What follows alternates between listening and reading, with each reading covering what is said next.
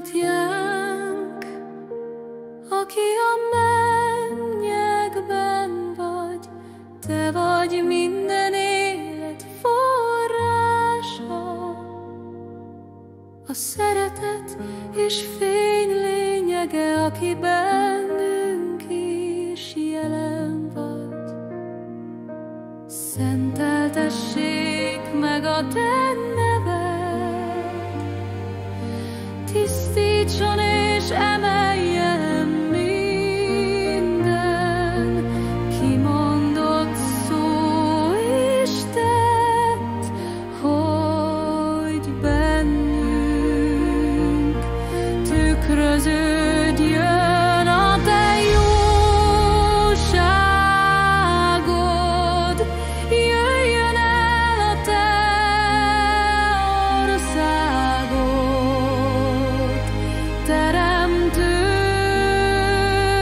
erőd bennünk, és általunk hozza el a békét, a szeretetet és az igazság világát a földre.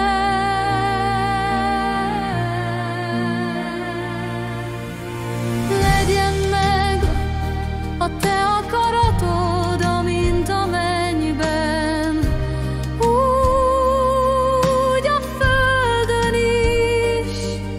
Segíts, hogy harmóniában éljünk a törvényeiddel, és a mennyország rendje valósággá váljon itt közöttünk.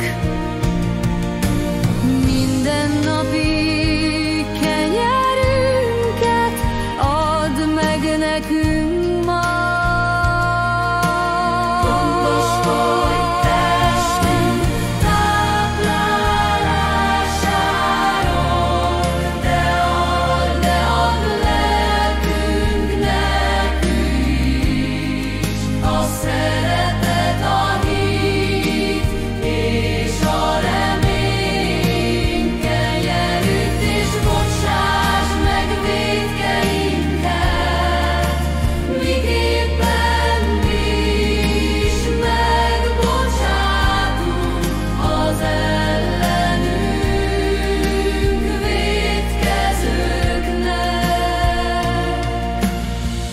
Taníts bennünket az irgalomra, hogy szívünkben a megbocsátás gyógyítsa a sebeket, ahogyan te is megbocsátasz nekünk. És ne vigy minket kísértésbe, de szabadíts meg a gonosztól. Erősíts, hogy ellen tudjunk állni a gyengeségeinknek, és emelj ki minket a sötétségből a fény felé, mert tiéd az ország, a hatalom és a dicsőség